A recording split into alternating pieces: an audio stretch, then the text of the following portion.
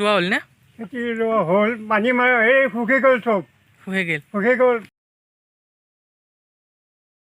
তোমাৰ ইউটিউব চেনেলটো গাইছ কেনেকুৱা পৰিস্থিতি গমে পাইছে, সেইকেইদিন পূৰা পানী আৰু এতিয়া পূৰা ৰ'দ একদম। আৰু পথাৰ এইবাৰ যেনেকুৱাকৈ পানী হৈছিল এইবাৰ সেনেকুৱাকৈ ৰ'দ দি আছে। এইবাৰ মানে পথাৰ দেখিছেই এই পানী নায়েই, আৰু এইফালে এইটো দ মাটি এইফালে, আৰু এইফালে চাওক পূৰা এইবিলাক একদম শুকনা মাটি আৰু বেহাৰ কৰিব পৰা হৈ গৈছে এইবিলাক। এতিয়া বেহাৰ কৰাৰ দৰে মাটিগিলা হৈছে, আৰু অলপমান চাওঁ সেইবিলাক ৰুই আছে, ৰুলেও তাৰমানে কাম নাই। আমাৰ আগত সেইখিনি আমাৰ মাটি হয়, সেইখিনিত একদম আৰু এই ভিতৰত দেখি পাইছে যোনখিনি সেইখিনি এই খালী জেগাখিনি সেইখিনি আমাৰে আছিল। সেইখিনি এইবাৰ পানী নাই কাৰণে ৰোৱাই নাই। এইবিলাক ৰোৱনী ৰুই আছে যদিও আমি এই দ মাটিতে পানী নাই, আৰু এইফালে ওখ মাটিত এইবাৰ একদম আৰু একেবাৰে বেয়া। আমাৰ অৱস্থা এইবাৰ কৃষকৰ বহুতখিনি সমস্যা হৈছে। আৰু ভুই ৰুইছে এনেকুৱাকৈ চাওক, এনেকুৱাকৈ এইখিনি মাটিত আৰু অলপমান তাৰমানে ৰ'দ দিলে এইখিনি মাটিত সৰিয়হ কৰিবৰ কাৰণে উপযুক্ত হয়। সেনেকুৱা ধৰণৰ মাটিতে এইবাৰ ভুই ৰুইছে। কেনেকুৱা অৱস্থা এইবাৰ, পানী যেনেকুৱা তাৰমানে ৰ'দো সেনেকুৱা। আৰু আমাৰ পথাৰখন চাওক কি ধুনীয়া পথাৰ, হ'লে কি হ'ব এইবাৰ পানী নাই, এইবাৰ একেবাৰে বেয়া। আৰু এইবিলাক কঠীয়া দ মাটিত ৰুবলৈ মানুহে হেৰি কৰিছে। আৰু এইফালে চাওক আমাৰ হাল বোৱাই আছে কিন্তু ৰুব পৰা নাই, পানী নাই। আৰু অকণমান তোমাৰ ৰ'দ দিলে আৰু হাল মাৰি দিয়াৰ পিছত পূৰা বেহাৰ কৰিবৰ কাৰণে উপযুক্ত হ'ব মাটিখিনি। কি হ'ব এইবাৰ চাওক। আৰু চাওক এইবিলাক পানী হোৱাৰ কাৰণে এনেকৈ গৰু এইবিলাক বান্ধি থোৱা হৈছে এনেকুৱাকৈ, এতিয়াও গুচোৱাই নাই। পথাৰত পানী আছেনে? একদম বেয়া নেকি অৱস্থা? আৰু এইফালে চাওক যিটো সময়ত এইখিনিত ভুই থাকে, আৰু এইবাৰ হৈছে ছাগলী তাৰমানে ঘাঁহৰ কাৰণে সেই হৈছে। আৰু পানী চাওক, পানী একদম ইমান দ মাটিত সেইবুলিও পানী নাই, কি ক'ব এইবাৰ। এইবিলাক চাওক আজি এইবিলাক তাৰমানে ভাল গৈছে এইখিনি, কি হ'ব অলপ অলপ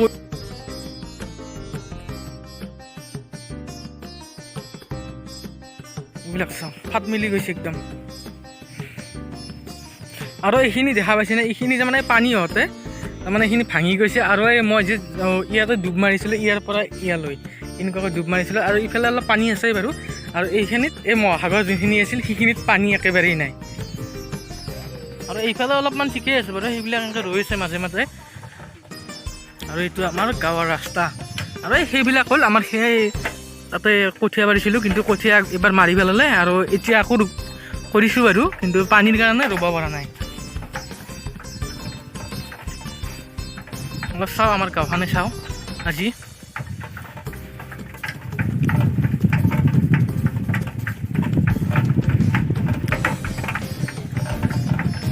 আৰু এইফালেও আহিলোঁ, এইফালেও পথাৰ চাই যাওঁ। হ'লনে পেক মৰিল নে? আৰু এইফালে চাওক তাৰমানে মটৰেদি পানী সিঁচিবলৈ পোৱা নাছিল এইখিনিতে, একদম আৰু বেয়া অৱস্থা, একদম ফাট মেলি গৈছে। ৰুলেও তাৰমানে এইখিনি পানী দি ৰুলেও তাৰমানে এনেকুৱাই হ'ব। এই ইয়াতে গমেই পাইছে। আৰু ইয়াতে চাওক ৰুইছে, কিন্তু ফাট চাওক কি ডাঙৰ ডাঙৰ ফাট মেলিছে। কি হ'ব এনেকুৱা কৰি। আৰু এই চাওক এইডাল আমাৰ গাঁৱৰ ধুনীয়া গছ এডাল, বহুত পুৰণি গছ এডাল। আৰু এইখন বিল আমাৰ বানপানীৰ আগতে ভিডিঅ' বনাইছিলোঁ, ভিডিঅ'ত দেখিছে পূৰা বগা বগা হৈছিল। আৰু এতিয়া সেউজীয়া হৈছে যদিও ভালকৈ সেউজীয়া হোৱা নাই, তাৰমানে সেইবিলাক।